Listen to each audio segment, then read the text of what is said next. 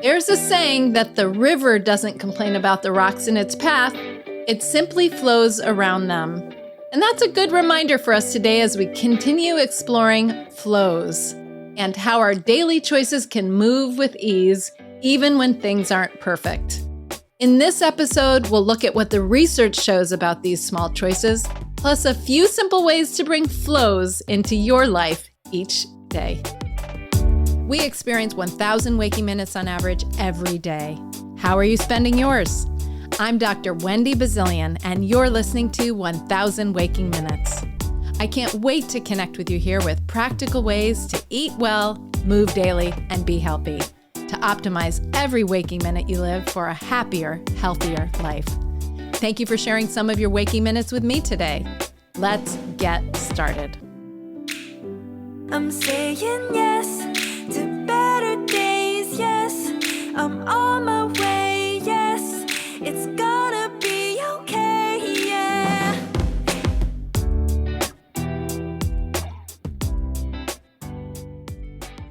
Hello, and welcome back to 1,000 Waking Minutes. I'm Dr. Wendy Bazilian, and I'm really glad you're here with me today. If you're just joining, you're actually in the perfect place. And if you caught the first part of this conversation, well, you know what we're talking about today, and that's flows. It's an idea of a flexible food philosophy. It's more of a rhythm, if you will, and it falls within eating well. Eat well, move daily, be healthy is the name of the game. In the last episode about flows, we explored what flows stands for: fresh, local, organic, whole, and seasonal. And maybe more importantly, what it feels like to flow. Because flow is not about perfection, it's about feeling guided but not confined. And it's a little bit like having a road map, so to speak, but still enjoying the scenery along the way. So think of that. It's like the map, but you are allowed and you're able to look around and enjoy the scenery. And you might have even started to notice flows showing up in your own life. Maybe at the grocery store, noticing the berries that are actually starting to be in season, or just having a moment where you pause and think, what's one small choice that I can make today that feels good within sort of the flows philosophy? So I think about flow, not just in food, but in life. There's a psychologist who wrote an incredible book called Flow. His name is Mihai Csikszentmihalyi.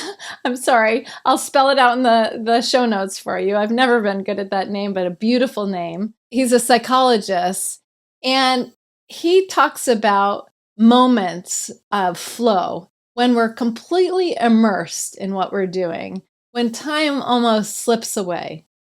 And while he's not specifically talking about what's for dinner, or food in this case, I'm certain that there's a connection there.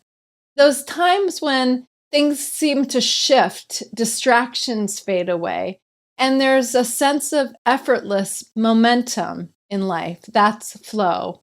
There's something about these moments, and when it comes to mealtime, when everything sort of comes together without overthinking it.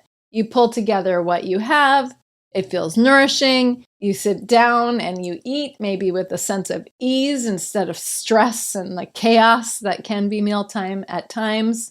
And that's flow. It's a pretty great feeling if you've experienced it before, and I'm sure you have. But maybe you haven't always paid attention or called it flow. Because let's be honest, we've all had exactly the opposite of that. I know I have. Days where meals feel rushed, choices feel sort of like a chore at times, and we can get caught in the endless loop of what should I be eating? What should I avoid? What do I have in the refrigerator? All these micro decisions and choices in front of us. Flows really is about something to soften your internal dialogue there. It's not about getting every letter of flows every time. It's about helping us sort of adopt a purposeful philosophy gently to guide you and to make food feel like a part of life's flow, part of it, instead of something you have to wrestle with. So today, in part 2 of talking about flows, I'm going to build on that foundation with you. F, fresh and flavorful. L, local and lovely. O, organic. W, whole, as in whole foods and whole grains. And S, seasonal, while also being satisfying and sustainable. Yes, for the planet, but also sustainable, something you can do ongoing. Flows, fresh, local, organic, whole, seasonal. So today we'll talk a little bit about the research, because yes, there's actual science that sort of led me to this approach and some updates there that I think will be fun to share. We'll look at what happens when we choose whole foods and fresh foods, show how they work together in the body in ways that isolated nutrients don't or can't. The way that heavily processed foods just don't work the same at times. We'll talk a little bit about satiety, that good, satisfied feeling after a meal or as you're engaging in food, and even the exciting concept of the food matrix, something I love to talk about. Not the Matrix, the movie series or franchise, but it's almost as interesting as that. Maybe more interesting. I'm gonna put a hard line on that. The food matrix is just as interesting as the Matrix movie franchise. I'll also share some practical tips, because at the end of the day, to bring flows into your life, I'm going to paint some scenarios that you might recognize, some moments at the store or at home that you might wonder, what's the right choice here for me? And of course, we'll take some time together to be in the moment, to carry the sense of flow beyond conversation and into your day. Before I get into the research, though, I wanted to share a little story. I've been thinking about this idea and when to share it for a long time. And, I've been teaching this for, I have a handout probably that's back in the early 2000s with flows, just flows. And it said at the top, adopt a food philosophy that flows, and left it open so that when we used to use pen and paper more often, we had the opportunity to write it in with some notes. But anyway, I was thinking about this episode and planning for it, and thinking about how flows shows up not just in science, but really in our everyday moments, as I mentioned. And I was having a conversation recently that really stayed with me. And this conversation was with my daughter, who's 6 years old. We were doing some crafts together. Sometimes on Saturday morning, we'll get up early. We'll sort of lay out a whole bunch of craft supplies and just sort of let our minds and hands meander after a long week. And so we were sitting there. It was like one of those wonderful, easy Saturday mornings. We were chit-chatting. And I asked her, what do you think flows means? Or when you hear the word flow, what do you think of? So she thought for a second, and her hands were twisting pipe cleaners. And without looking up, she said, it's like water. It's so simple, so true. It's like water, she said. Something that actually flows, something very tangible. And then she went back to, doing her pipe cleaner. I think we were making flowers or something like that and making curly twists on a pen. But then I asked her, well, then what's the opposite of flow? And she seemed to give that a little more thought. And then she said, well, maybe it's like not being okay with something. And that was the part of the statement that she said and sort of had a little bit of a question mark on the end, if you know what I mean, like her voice lifted up as if she was both clear on it and checking in with me. And it really landed for me at that moment. I wasn't expecting not being okay with something to be the opposite of it's like water, the flow. And I was a little surprised. But as I thought about it, so much of what gets in our way is like that. Not being okay with something. The feeling of resistance or feeling stuck, or not okay with how something is, or not quite knowing how to navigate around or out of something, as happens in life. And it happens also with food. Flows is really about softening those moments and not forcing and not aiming to have a singular, new, and flexible approach, but allowing our choices to sort of unfold with a little more ease and to flow a little bit more like water. So I took that in my mind, and I've been thinking over the last many weeks and thinking about this episode. And as I was doing that and preparing and writing down some thoughts, I thought about what my daughter said several times. And out of the blue, you know how old stories, you sort of unearth them or you remember them later? This is what happened. I was thinking about it, I was writing, I was like, oh my gosh, I remember a story, a fable of sorts that I've heard years ago that it just came to mind, and it seemed to fit. It's something that I've always loved. So I took pause and sort of collected my thoughts on it. And I think that this actually captures the idea of flows so well too. So I wanted to share it with you briefly. Not perfectly. It's out of my recollection, and someone's read it to me, and probably people read it to them before. But there's an old story, a fable, and maybe you've heard of it, of a woman who walked to town every day to collect water. She carried her bucket faithfully down the hill to the well, filled her bucket up, and proceeded to march back up the hill to supply her needs, her family's needs. But over time, the bucket developed a small hole, just a little hole. And day after day, as she passed other people going up and down the same hill, water trickled out in small drips along her path, until the point where other people were noticing that she was wasting or losing some of her hard-earned work in that bucket. And it seemed like almost wasted effort to others, all that water lost before she even got home. But one day she noticed something beautiful. Along that path where the water had spilled, flowers had started blooming without even realizing it. I always get emotional at stories like this. Are you with me? I'm sure that there's some fellow sympaths or empaths or whatever this is, but without even realizing it, her daily effort, even though it felt imperfect, it looked imperfect, it was consistent, and it had been nourishing the earth along her way. It was making the path beautiful for her and her community. And that's really, to me, what flows is about also. It's not about getting everything perfectly. It's not even about having, all the exact right tools to make it happen, but it's about daily effort, simple practices to nourish ourselves, even if the path or our tools, like the bucket, aren't perfect. Because these are the small, steady choices we make every day that add up. They're watering the path that we're on. They're quietly supporting our health, our well-being, and sometimes in a way we don't even see that right away. We don't even see the results, the outcomes that add up over time until one day things blossom and we're aware. And actually, that's where I want to take us today. So what does the research say about these small daily efforts? What's the return on investment, as I call them, the ROI of flows?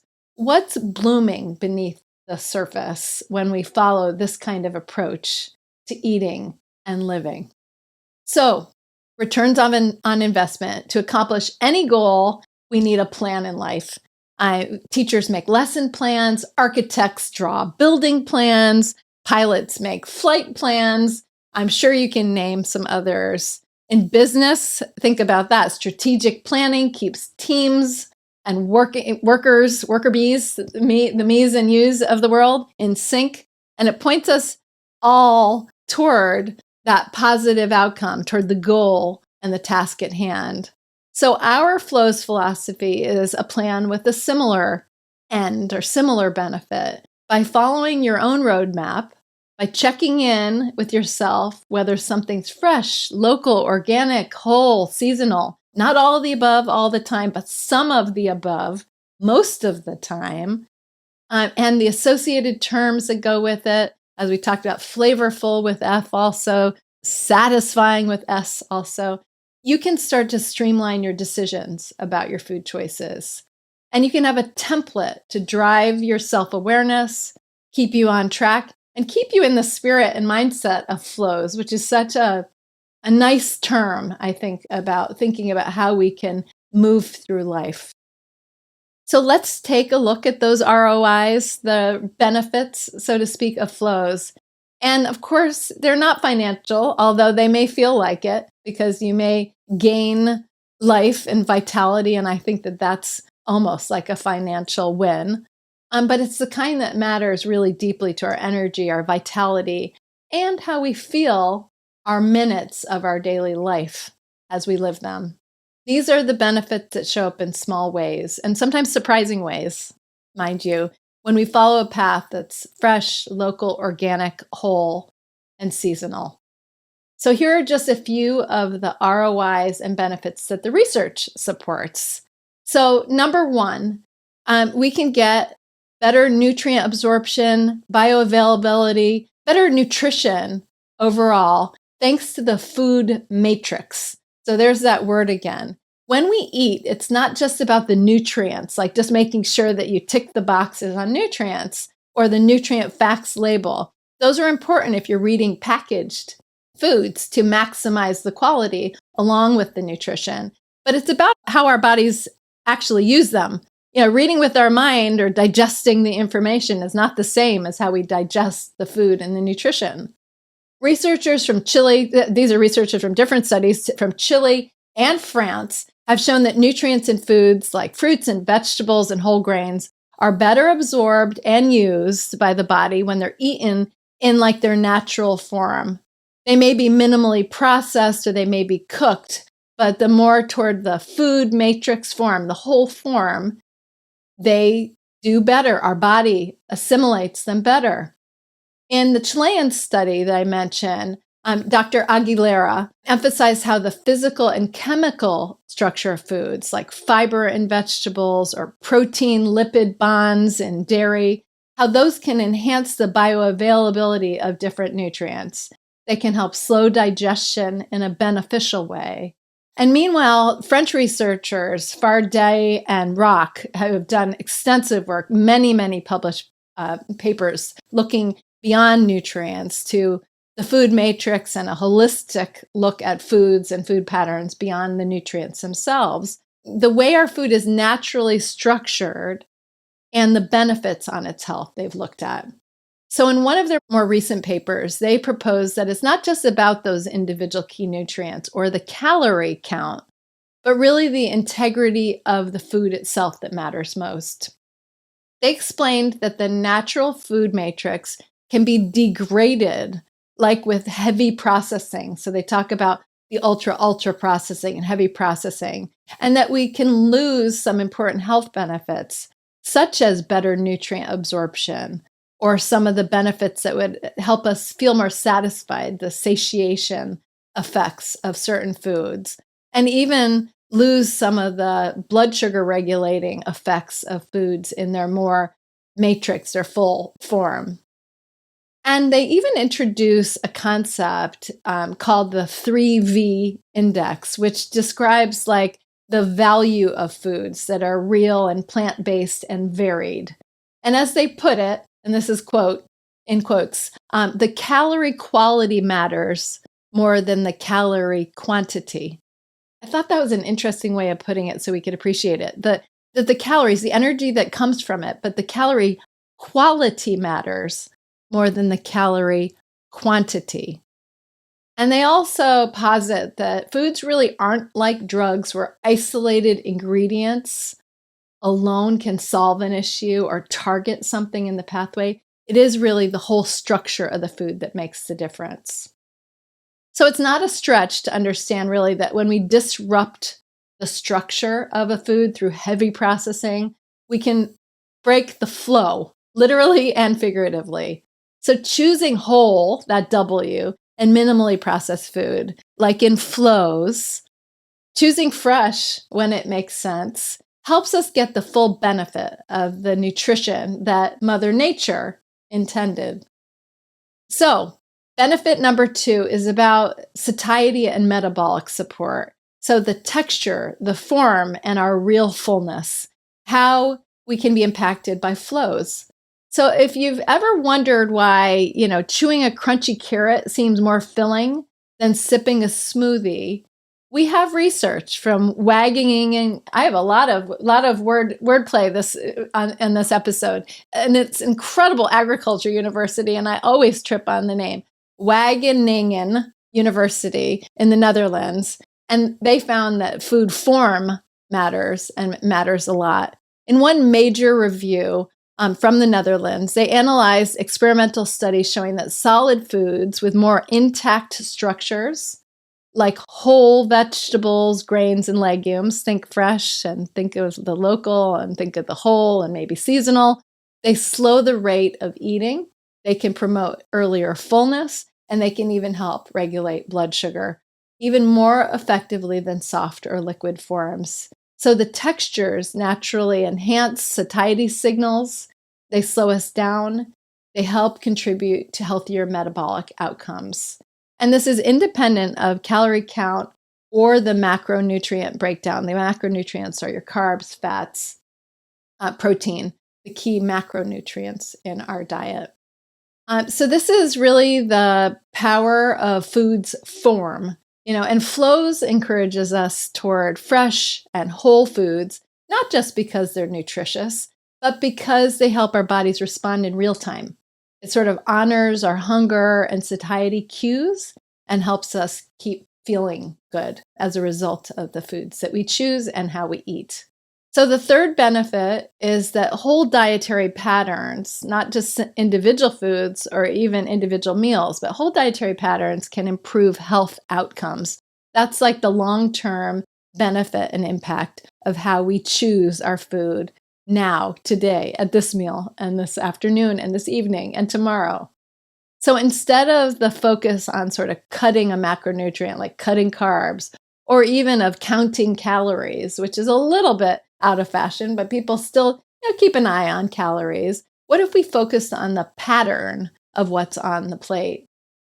In a global symposium a couple years ago that was held in Washington, D.C., and a paper came out of it from Dr. Martini from the University of Milan, from Dr. Mattis from Purdue University, from researchers out of Baylor and Leeds, and a university in Salvador Bahia in Brazil. The message here was clear that public health guidance is really shifting from those isolated nutrients to whole dietary patterns and their impact on health. So while it's important to know what a nutrient does, how it functions, what we might be deficient in, really the impact on whole health and on health promotion really depends on whole dietary patterns. And research and our population research and what we're finding is that really does matter. The evidence has pointed and shown that. So the work from the symposium really encouraged us to really think about the meals as a sum of their parts into other meals and emphasizing variety and quality and the cultural relevance over specific numbers at any given single meal. So this was really important. Then in tandem with that, a review in 2022 that was published in the European Journal of Internal Medicine explored how nutrition and lifestyle changes influence our health overall. And these findings were really powerful, and they sort of underscore some of the other information I've shared in other episodes, that healthy eating patterns like the Mediterranean diet, there we go again, can make a real difference. They can help as a pattern lower the risk of chronic diseases, support heart health, boost life expectancy, or help us with vital longevity. And they do so by the combination of their natural anti-inflammatory nature and antioxidant properties. They focus toward getting some total of better fiber, fruits and vegetables, and sort of steering and veering away from the, again, ultra-processed, not just processed, because processing is a normal part of how we treat our food to get it ready to eat, but the ultra-processed, highly, highly processed foods. So veering away from that. This way of eating, this pattern of eating, has shown to help reduce sort of systemic or chronic inflammation and keep the immune system healthy and supported over time. So together, these studies and these types of studies, these are just a couple, show the power of how we eat, really. How we eat, not just what we eat, is relevant. And flows gives us a simple way to approach those patterns, building your meals with at least 2 of the flows elements in mind. And if you get 2 there, you're on the right track and you can feel good about how you're eating toward a well-lived and well-nourished day and life. So another benefit I want to share with you, and this is one of the most encouraging shifts in modern nutrition, is focusing not on what to cut or restrict, but what to add. I have been talking about this since the start of my career. And similarly, in the symposium that I mentioned just a moment ago about patterns, the collective summary, really, the researchers came back to multiple times, but the summary came back to the move toward positive nutrition. Isn't that positive? Isn't that optimistic? Isn't that wonderful? But that there's evidence to support that the foods on the plate matter at least as much, if not more, than things that you're trying to restrict. And highlighting foods that not only support health, but joy, enjoyment, nourishment in the broader sense, rather than avoiding harm or limiting foods because you don't want to get something, but putting positive spins, and not spins, I mean literally making your plate spin with healthy nutrition. And the takeaway again was super clear that people are more likely to thrive when they're offered flexible frameworks, and hopefully flows will give you that. We know that instead of rigid rules, it offers that, not about, that you hit every letter at every meal, but it's about a mindset, fresh, local, organic, whole, and seasonal. And I talk about that in part 1 in the episode that preceded this, of using this as a guidepost, not as an absolute, and something that you just sort of almost meditate on. It's a way to navigate your day when you're looking at your food choices.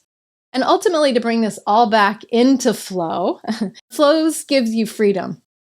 Psychologists at the Masi Campo lab at Wake Forest showed that having specific plans for a goal can free up some mental space. It allows you room for other pursuits, in effect.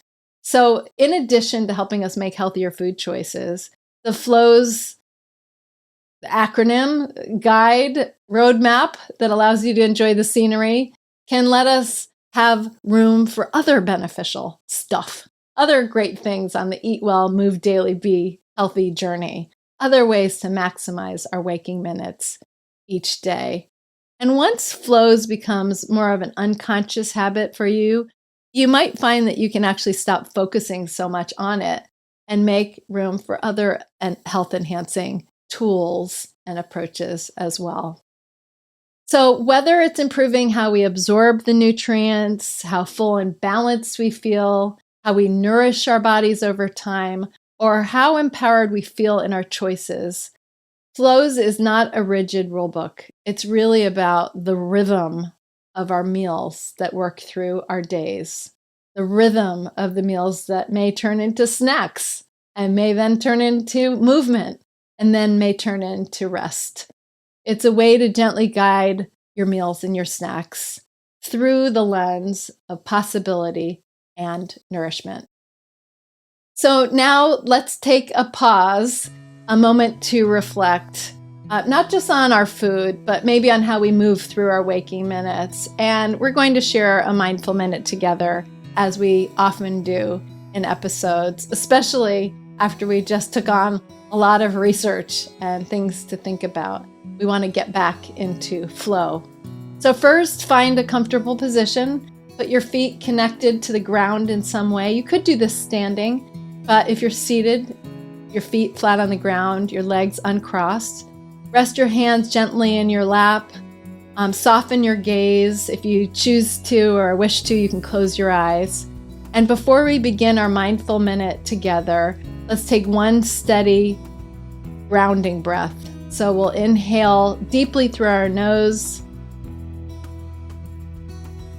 and exhale through your mouth.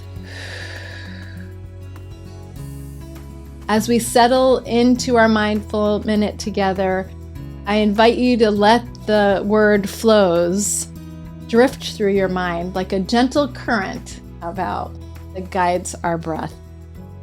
Okay. Okay, let's begin. As you breathe in, think of F for fresh and flavorful. Imagine the vitality of the food straight from nature.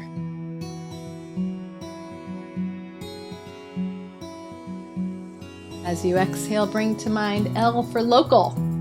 Feel the connection to your surroundings, community, the soil. Inhale, think of O for organic. Mother Nature's pure expression. Foods grown with care. Think of the farmers. Exhale, reflect on W for whole. Whole foods, whole grains. Visualize foods in their whole form. Intact, nourishing. And finally, breathe in for S for seasonal, sustainable, satisfying. And there you have it. We can picture the rhythm of the seasons, the harmony of flows, how it's something that we can have together. And it's one small moment, 1 minute that we shared together of breathing together as well. Thank you for sharing that mindful minute with me. So how do we put flows into action in our everyday lives? In the first episode of Flows, part 1, I shared a couple of ways to start thinking about it. And I want to build on that here with some clear, simple steps and maybe some scenarios that you can carry into your week. So maybe you've already begun to use Flows, the acronym, as a lens through which you look at your meals and your menus. And I encourage you to use it as a fluid yet conscious approach toward nourishing your body during our waking minutes each day.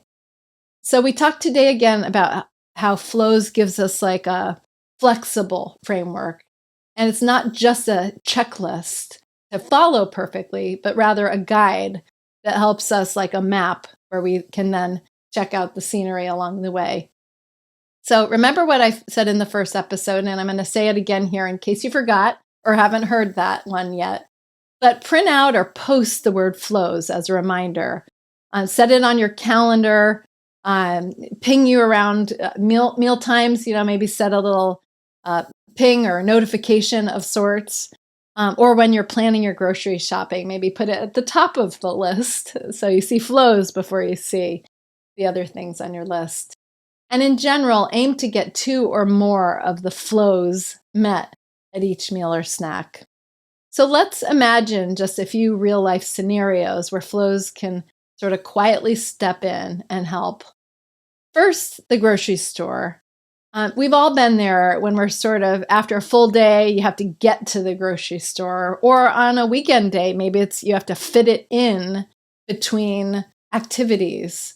Sometimes you might be standing there in front of the produce section, and maybe your energy and focus are fading a little bit. You know the feeling, we've all been there. I know this inherently. And instead of overthinking every choice, just let Flows gently guide you as you look at choices that you're selecting off your list or off the shelves. For example, you spot some apples. Well, maybe there's a sign up there. There's choices. There's so many types of apples these days. But maybe there's a sign up there. Obviously, right there, they're fresh, which is great. But maybe there's a sign that says local apples. We're moving into that season. That would be also your L. Without making it like a quiz or a checklist, just let Flows sort of point you in the direction, make the decision, and be done. Next, bring it into your own kitchen.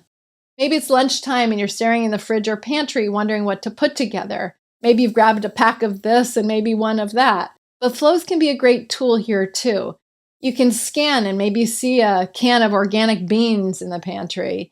Maybe you can go to the refrigerator, you see some fresh greens. Maybe you see a lemon in your fruit bowl and you can put them all together and make a nice salad. You've got your O for organic in the beans. You've got your F for fresh in what you've taken out of the refrigerator and out of the fruit bowl. And with the beans and greens, you're also hitting the W, the whole foods. So this doesn't have to be like fancy. It just needs to flow from what you have and where you're at. It flows in the action of it too, right there in your own kitchen. And more broadly, I like to think of flows like that. Like think of flows like a river that's moving through its course. When you look at a river, it flows around and over the rocks and pebbles. It doesn't see them as barriers. In fact, they shape the water's path, those rocks and pebbles, giving it character and energy. So sometimes the little bumps or obstacles actually help guide the flow to something even more beautiful. And our days and our choices, our meals and our snacks can all be like that too. We might not have the perfect conditions every day, but we can still move or flow and move with the flow and not against it.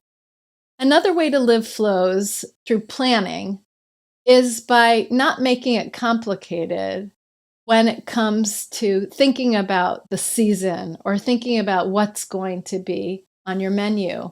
If you're curious about how to do more local or seasonal in the area that you live, or that's sort of newer to you, or maybe it's just a check-in, aha, it's springtime, I forgot. Let me get in touch with the CSAs, the community supported agriculture. And I certainly encourage you to do that. Many local farms offer seasonal boxes of produce, and you literally help support the local small farmers to bring you fresh local food right to your doorstep or nearby pickup on a weekly basis or every other week. There's a simple way to find a CSA in your area. I'll be doing an episode on farmers markets and CSA soon, but you can go to localharvest.org and you can enter your zip code and you can find opportunities there. So even there's some resources there to make it easier for you to live the local and the seasonal a little bit easier. And it's a beautiful way also to let the season sort of guide our meals naturally, and a simple way to invite flows into your home, one box at a time. And finally, I encourage you to keep flows in your mind, even when you're dining out or traveling. You might not have full control over the menu, and that's totally fine. And it can be fun, but you can still look for the options and sort of feel aligned. Maybe it's a dish that highlights seasonal ingredients or something that's built around whole, fresh foods. So flows can be about progress and not doing all things all the time or all at once. Even noticing one element can sort of set you in the momentum and can help you feel connected to your health goals. It's all about creating the flow. And remembering again that flows is not about all 5 letters at every meal. It might be even rare that you hit all 5 letters at a meal, but it is about movement. And it's about creating milestones along the way and eating the patterns, recognizing that eating in patterns can be nutritive and nourishing and beneficial for your health. Even one mindful choice can make you feel like you're back in the flow if you feel like you've stepped out. And remember that those rocks and pebbles can actually help create the path as well. So it's a rhythm, and I think that's important for us to continue to remember. So as you think about your day ahead, even the next meal, remember flows. Keep in mind the fresh, the local, organic, whole, seasonal. Even noticing 1 or 2, aim for 2 along the way can make the whole experience better. It could be a moment at the market when you choose something. It can be the whole ingredient in your pantry. It might be just a simple act of pausing to consider, does this flow? Is the choice that I'm making, does it feel good? Does it help ground me? Does it nourish me? So today, in sum, we've explored a few ways that flows can support our health and well-being by looking at some of the science that sort of substantiates or support or sort of was a springboard to me sort of finding my flow about flows. From the whole fresh foods and how they work together in the body, how structure, the form can flexibly support us, not just nutritionally, but also mentally, and how flows can help us feel more present and empowered in our daily choices. And we discovered that flows isn't just a nice idea. The research really does back it up, how choosing whole, fresh foods can help our bodies absorb nutrients better, how the textures and forms can help support fullness and metabolic health, the real deal, and how it can free up mental space, give us some freedom to make other nourishing choices in the eat well, move daily, be healthy choices and practices in a well-lived life. And of course, we wrapped with some practical tips to get into the flow. And I had to get into the flow. You heard me say it, pun intended. So that's the episode for today of 1000 Waking Minutes. I'm Wendy Bazilian, your podcast friend and your health supporter. And we're on this journey together toward a well-lived life. I think that our 1000 waking minutes are our life's currency, and it's a great equalizer among us. And if you liked this episode or found something meaningful in it, I hope you will write to me and share it with a friend as well. It really does help us grow. It helps me know you're out there and listening, and I hope that what I bring to you can help us grow our community and make it vibrant. You can always leave a comment, which I appreciate. You can subscribe, and you can also find me directly at wendybazilian.com or email me at 1kwm@wendybazilian.com. So as we close, I leave you with this thought. Just like the river flows around the rocks in its path, it's gentle, it's persistent. We can also move through our days with that same grace. The rocks don't disappear, but we find our way around them. That's the power of flow. And until next time, be well.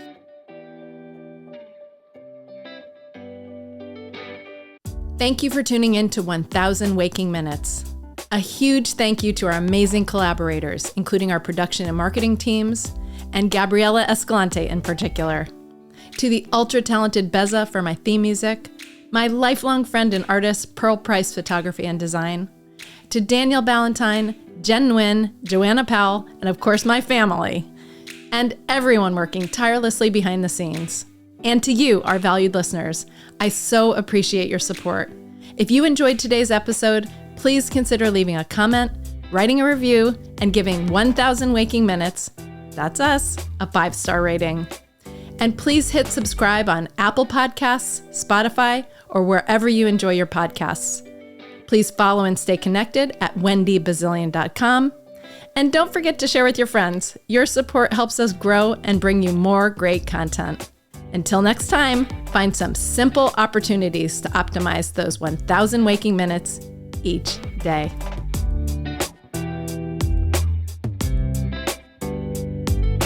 I'm saying yes to better days, yes, I'm all